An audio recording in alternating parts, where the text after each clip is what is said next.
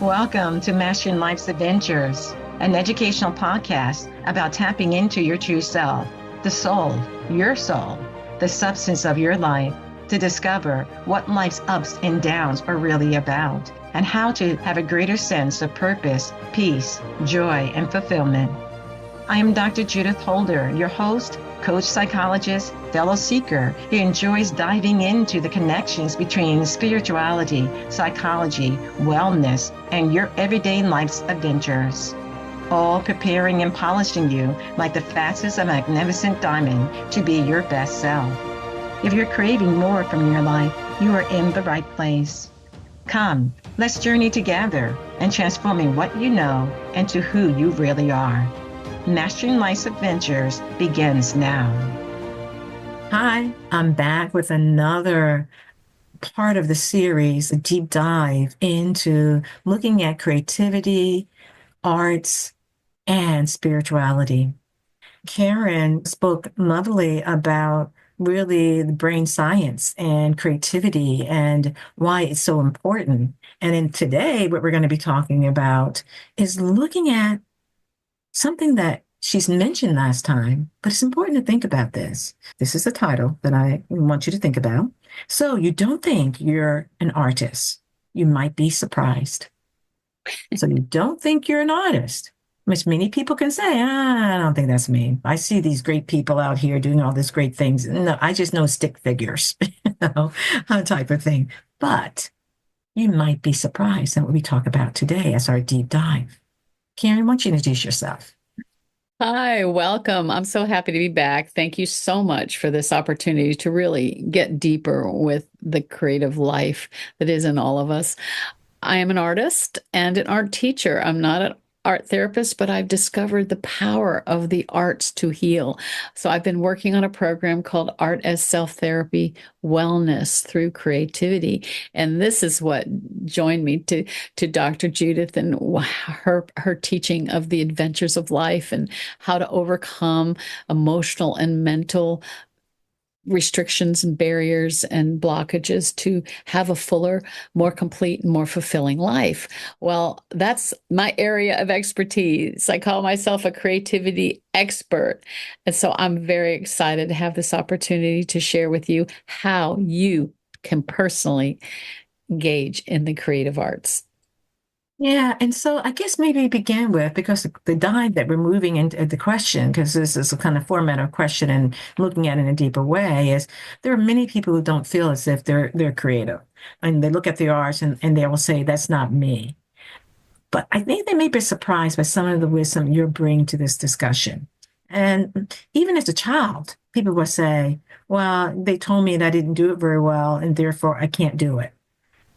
But that's not necessarily true. What has been told to us, actually, we have to challenge and know that the soul, the spirit, is infinitely creative and not be locked into a cave and not come out of that cave. Doubt and unbelief and criticism and all of these things that so keep us from our fullness, right? Which is what you've dedicated your life to, is helping people overcome these things. And certainly what I learned very early, being affected by it, as I shared that story with the last episode about my own doubts and unbelief about myself and the things that restricted my painting life for a decade. And really, it was huge for me to be able to finally get the opportunity to get the skills I needed to do the kind of work that brings me joy and others joy. And it's changed my life, getting the help I needed to overcome that.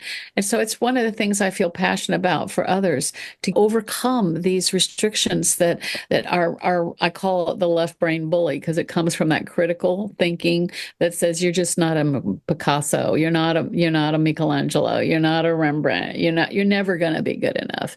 And those things do debilitate us, as Dr. Judith is describing. It does hinder us from the opportunity to develop things that can bring us so much joy and leave a legacy. My grandmother, who was an immigrant from Norway, spent a lot of time at the end of her life knitting us booties. Now, we little kids, We weren't too excited about her booties. I'll be honest with you. They were multicolored. They didn't really go with anything, but I was grateful just because she made them. But I tell you what, as I got older, as we all got older, those things became truly valuable. My grandmother lived to be 96, and she spent a lot of time doing that creativity, just knitting, knitting, knitting, kept her brain sharp. She had skin cancer, which unfortunately took her life, but she had her brains working perfectly, her humor all the way up to the end. And, that is really what we want to live. We want to live our life to the fullest all the way through. We don't want to fizzle out as we get older because we don't have anything feeding our soul, feeding our innermost being and bringing that kind of joy, purpose, and legacy into us. And the arts do that, but there's so many ways to be creative. So as I started seeing it in action, and I gave a few stories in the last episode about how the arts bring healing, brain integration, using left brain, right brain, working together, being your most brilliant self, but also that there's so many ways to be creative. And, we may not identify, as she said in the title, as an artist. As a matter of fact, only 2% of the population of adults consider themselves artists. That's not very many, because I found that almost everybody I know at some point in their life wanted to be able to paint or draw or sculpt or sing or dance or do music. All of those are examples that are very fine art oriented of the arts, but they're not the only creative outlets available to us. If none of those spark a little place inside your soul that says, yes, I did always want to sing, or yes, if there's a place inside your soul that says, no, no, no, none of those are doing it, I got a list for you.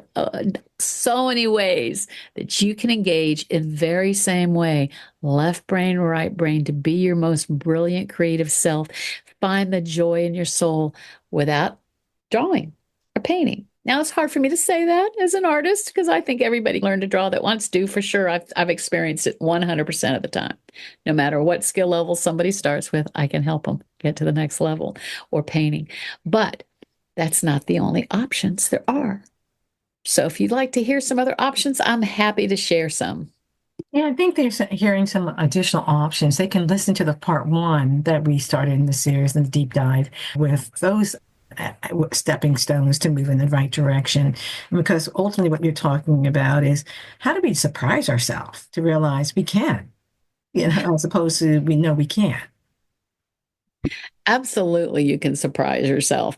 One of the ways is writing. I have a friend that just spontaneously writes poetry. Sometimes she works a job in the marketplace in Charleston, downtown, and poetry will just come to her mind, and as quick as she can, she writes it down. She's not thinking about, oh, I think I'll sit down and write a poem. That usually doesn't work for her. It's just the verses just come to her and she writes them down, and they're just so incredibly beautiful. Or there's other ways to do creative writing. Maybe journaling, just taking down your observations of the world around you. Last time we talked about taking a stroll or a walk and enjoying around you. What if you took a notebook and just jotted down the sounds and the experiences you're having, your soul and your body are having in that moment? Is engaging your left brain, right brain in a beautiful way. Even if nobody else reads those writings, you get the benefits for yourself. You also have opportunities. There's so many opportunities if you do some creative writing, to have them published in ebooks, e-magazines. There's all kinds of opportunities for creative writing, even if they're just how to do something. There's a magazine that'll be happy for it, or you can post it yourself, how to do something. These are ways to be creative. Even, listening to music, and most of us have an opinion about music, what we like to listen to, engages left brain, right brain, especially if you sing along or play along. It does enhance that serotonin release of happiness. Dancing. Now, I'm turning 71 this week.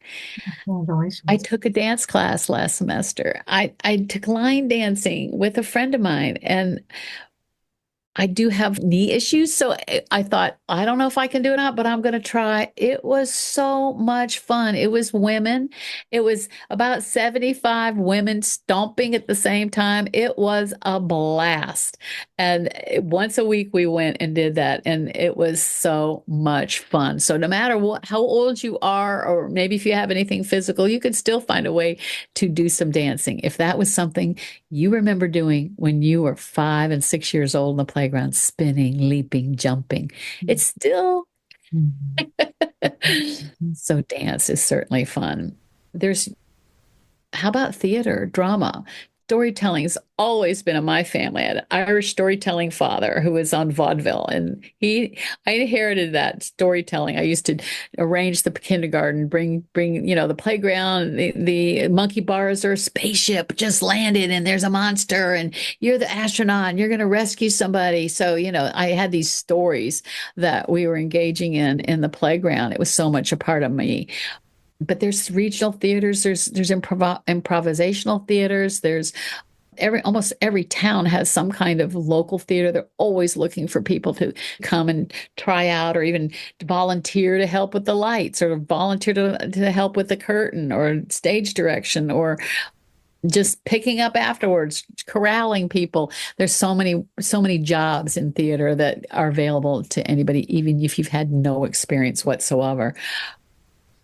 We talked about a little bit taking a walk. We live where there's some beautiful parks and nature trails around us. These things inspire you, you inspire your imagination and your intuitive thinking. Just being in nature does that.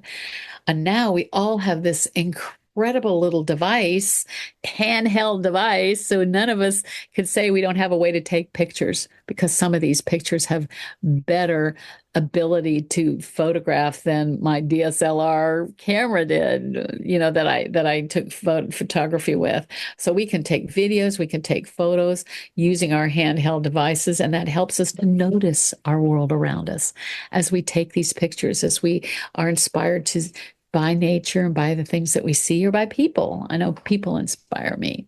Mm-hmm. Mm-hmm. So that's a list to get us started. I got more too. Mm-hmm. I think and I'd like to hear them more as well, because all of those are ways in which allowing you to get more, especially the walking and the photography, or through their cell phone, or through journaling, or quiet times. And it's in those quiet times, it is the soul that allows you to be in tune to and connect more with, especially if you're intentional about it, as you're writing or as you're taking a picture, and you're inviting your soul to come with and be fully present with you. Because sometimes our soul gets separated because the ego wants to say, look at me, I'm doing this well or not. That wasn't a great picture. That was a bad picture. No, what Karen is saying is, you're not trying to judge it. You're actually trying to do it out of joy and out of desire of wanting to create. And those are the beautiful things that allows the soul to say, okay, have you thought about this? So it inspires you in a different way. Oh yeah, I could do that as well. So it's like as if you're having this dialogue with your inner self, your soul self, that allows you to feel a greater strength and a greater sense of inspiration that you wouldn't have had otherwise. It's true. And you'd be amazed at how it makes you feel. And it's not just engaging in it just for no reason. You'll find so much joy. You'll find greater elevation, because this release of these chemicals that are happiness chemicals, it's part of the way we were meant to live, not just sitting inside alone in front of an electronic device. It has been so isolating. We can talk more about that in another episode, how the arts can pull us out of that, imaginary world and bring those things into our real world and engage.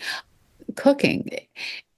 People need to eat. and most of us aren't eating out as much as we used to because it got very expensive. And so we're engaging in more cooking. I've even got my husband more involved in cooking, and it turns out he's pretty good at it. And cooking is very creative. The way you present it, the way you put it together, even if you're following a recipe, almost always there's something different that you do. Oh, well, I don't have that. Maybe I can substitute this. Or you know what? We like a little more nuts than that in ours, or we don't like cinnamon or whatever. You're changing it. You're being creative as you're cooking, just to make sure you have somebody who's going to help you clean up afterwards, right?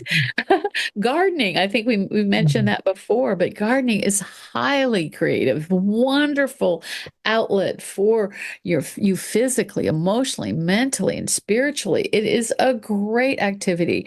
I actually married a master gardener, so he blesses me with flowers. So I don't know if you can I see those flowers. shot, but these are live picked flowers from my husband's garden, and How nice.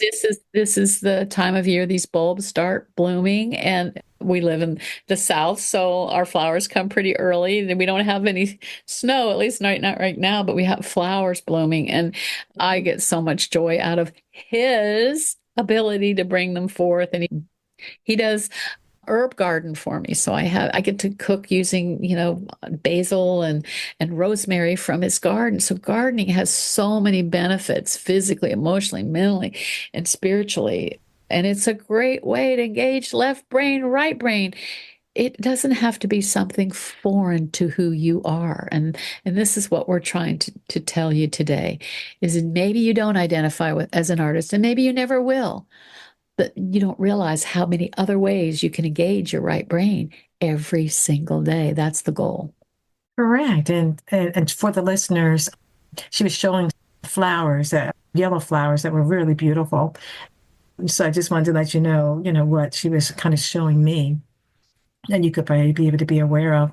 But you're actually saying that if we can surprise ourselves and do some things that we didn't think we could, and then we start to do it and we can, then that action opens the door for our soul from out of the prison that we can find ourselves in, and opens the door for the soul to walk out to say, you know what, there's many other things I can do with God in mind. With the co-creator, we're co-creators with God. And so we have the opportunity to unlock ourselves in ways that we don't want our left brain to limit us by. But instead, as Karen is saying, we want to integrate. We have a whole brain, right in left brain. And therefore, the more that we are engaged in some creative activities, some activities that allow us to get some fun and joy and excitement and inspiration from, all that is building your sensitivities to your soul. Have you ever thought about that? It's good. Another way, and some of you are dreamers. I know I'm a dreamer. Do you write them down afterwards, or really study what does it mean? Study dreams, study the ideas, what are coming to you through your dream life? Or maybe you have meditation life that you get visions, write them down or illustrate them. Is there a way to bring them to another level in your own life? So as you think about dreams and what they mean to you, yourself, they're given to you, and what do they mean? And evaluate them and see what is coming up from your subconscious while you sleep, and write it down, and as much as you can, and find out what God is speaking to you. Maybe it's another way to be creative and engage creatively with your inner life. Yeah, that's a wonderful thought, that sometimes, in our dreams, we have all these different things that come up, and then we just kind of push it aside and say, okay, let me get into life and take my shower, and what am I supposed to be doing for the day? And instead, taking maybe a few seconds and just invite your soul, invite your spirit, and ask God, so what does this all mean? What is it you're trying to tell me? And being curious about that will allow you to maybe open some, or connect, maybe I should say, connect some dots you wouldn't have connected otherwise. They allow you to say, oh, I never thought about that. I never looked at that. So it's a wonderful ways that through our surprises of the different ways that we're willing to experiment to see how creativity manifests itself, it's an adventure. And be willing to be on the adventure, because life itself, you might as well enjoy it. and allow yourself to be able to try and experiment in different ways and not get locked into just only one way. This is my way, and this is my only way of doing something. My older sons are professional musicians, and they found an outlet in Germany to do music, fell in love with beautiful German women, and they stay in Germany, but they have this whole attitude of their concerts being not just an experience to listen to their original music, but also to engage with them visually. And they have videos that they show, and they also do aromatherapy, and their wives bake. And so they actually pass out baked goods or something that they've made for people to taste. They could be savory, they could be sweet, to kind of engage more of the senses, that the experience, not only they're having performing, but that the audience is having, receiving, and participating in this experience. Because there's this understanding of this fullness of creativity in our brains and in our bodies is so uplifting. And as we get this imagination and inspiration and really find our lives fuller and more enriched than we ever could imagine. What do you think stop people from doing any of that? Besides the fixed, being in a fixed mindset, are there other things that really act as little boulders that get in the way from us wanting to dive deeper into one's creativity and the depth of, the possibilities that are within us that allows us to really feel fully functional and fully well and alive?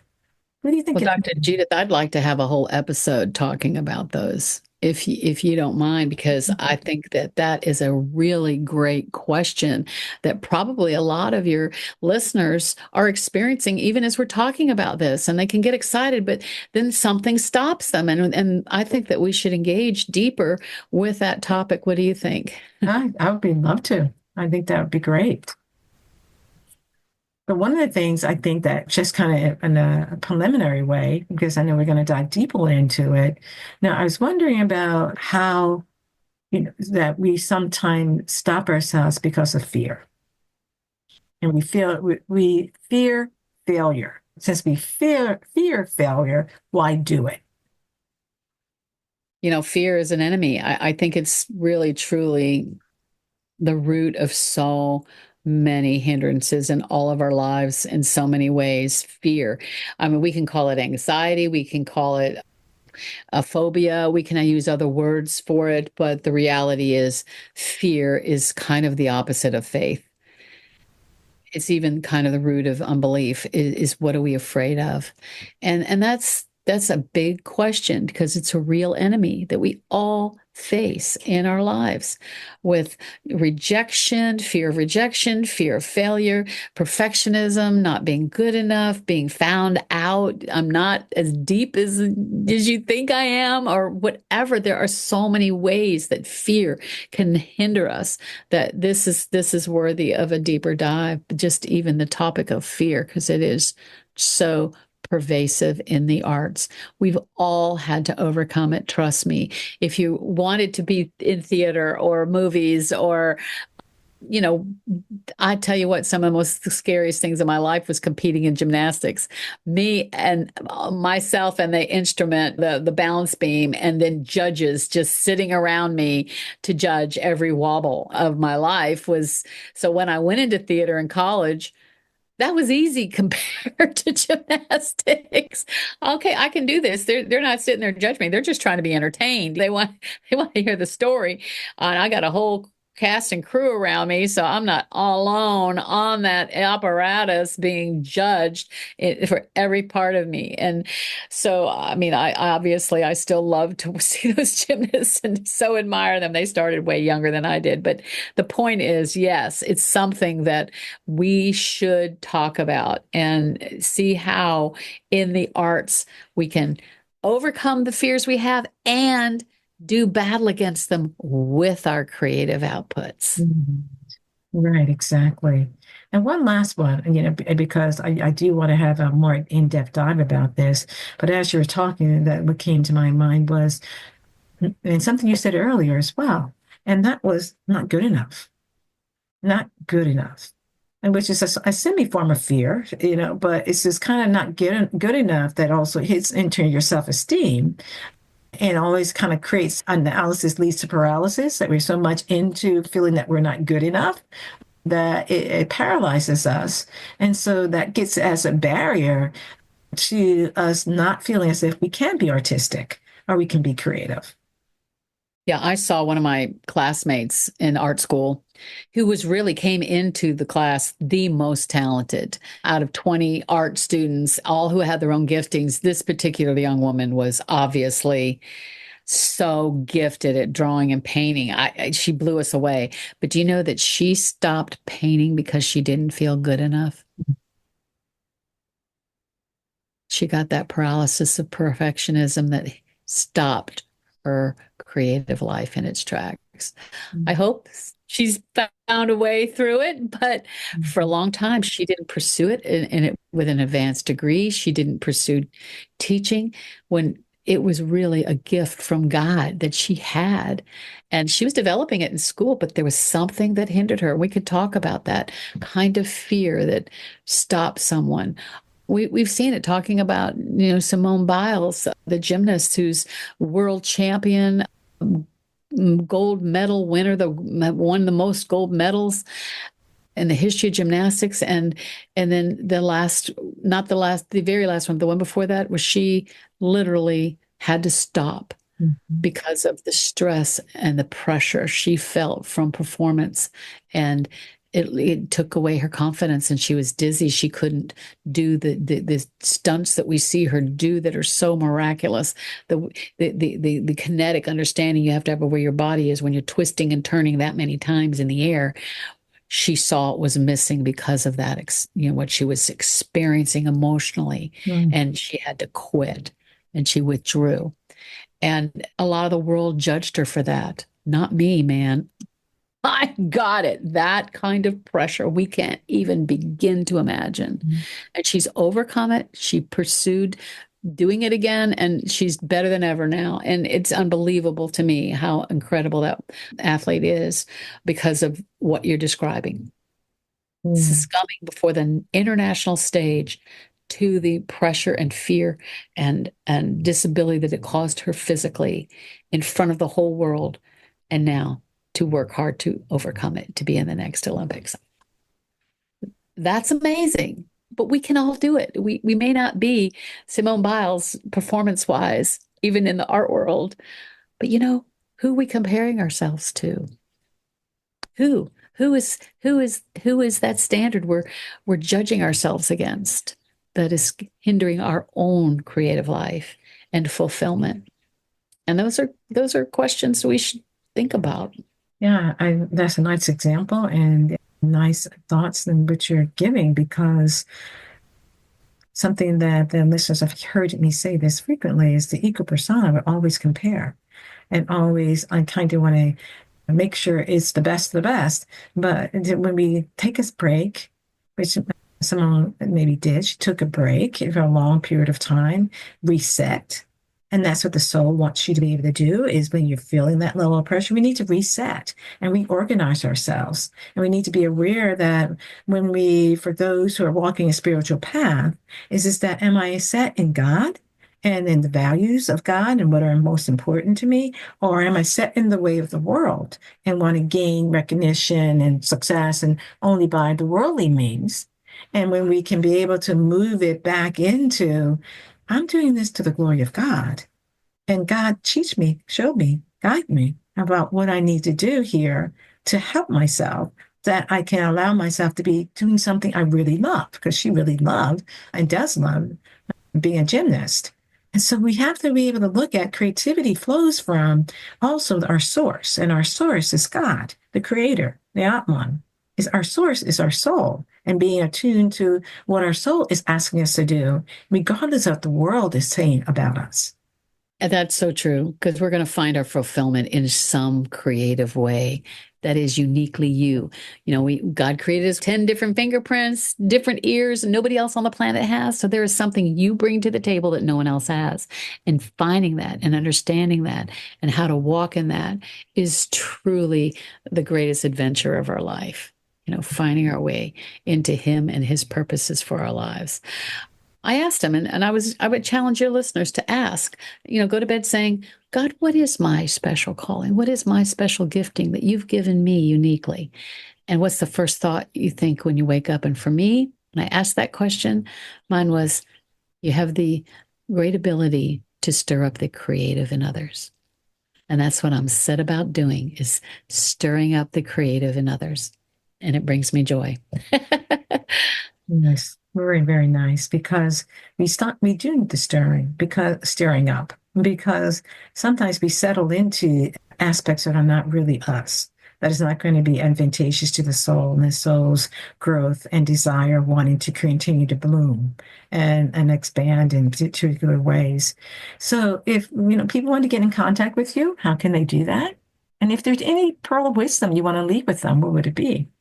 Well, I have found through these years of learning how to be an online entrepreneur, as opposed to teaching art in college or in classrooms, homeschooling for decades, to do a art class online. And I've created an art group, an art subscription membership group, and we're learning art as self-therapy, wellness through creativity. It's very inexpensive. First class is free. So I encourage all of your listeners, if you're interested in the arts at all, to go to KarenDeLoachArt@gmail.com. KarenDeLoachArt@gmail.com. Say you're interested. I'll give you the Zoom link, and it's Tuesdays, 7 p.m. Eastern Standard Time. We have a small group we've started with various skill levels, various ages, and we're having a good time encouraging each other. I give a lesson 3 times a month, and we do work at home, because I'm trying to stir up that creative gifting in everybody, right? My particular gifting is the visual arts. But as we've been talking about today, there's so many ways to be creative. So my challenge to you before we have our next episode is really think about, what is your particular gifting? Ask God, what is yours? And step out, take the adventure, try it, get the materials you need, buy some seeds if you're a gardener, buy some spices if you're a cook, start singing in the shower, whatever it is, start doing it. Yeah, you're saying just do it. Do it. That's how we get better at it, because sometimes we end up being in our mind saying, well, I'll do it tomorrow, or when I have a little bit more time. But sometimes, you know what, just inch it out, inch by inch becomes a cinch. So just take a small step and just start doing it, as you're saying, and just see, allow yourself to be surprised about what comes up, what manifests for yourself, what the Lord has shown you or given to you as your special gift, as opposed to saying, no, that's it. No. If you woke up with that on mind, be willing to explore it, is what we're saying. Thank you for tuning in to this episode of our deep dive into the question of, so you don't think you're an artist, you might be surprised. Again, you may not think you're an artist, but try and experiment. You may be surprised at what it awakens within you and how it allows you to connect to a greater sense of your soul's purpose and also soul's inspiration that can be given to you. So thank you, seekers and listeners. Bye for now. Take care. Thank you for joining me for this episode on Mastering Life's Adventures, being your best self through soul evolution. If you have enjoyed what you've heard today, I would be delighted if you would share this episode with others, leave a thumbs up, and subscribe to my Mastering Life's Adventures podcast. Look forward to your joining the next episode.